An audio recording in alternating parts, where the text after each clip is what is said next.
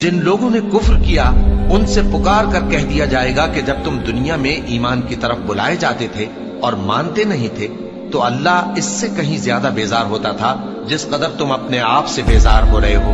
وہ کہیں گے کہ اے ہمارے پروردگار، تو نے ہم کو 2 دفعہ بے جان کیا اور 2 دفعہ جان بخشی، ہم کو اپنے گناہوں کا اقرار ہے، تو کیا نکلنے کی کوئی سبیل ہے؟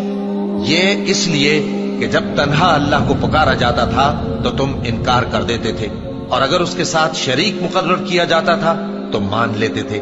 سو حکم تو اللہ ہی کا ہے جو بلند و بالا ہے، بڑا ہے۔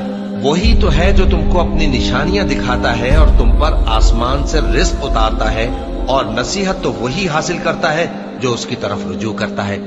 تو اللہ کی عبادت کو خالص کر کے اسی کو پکارو، اگرچہ کافر برا ہی مانے۔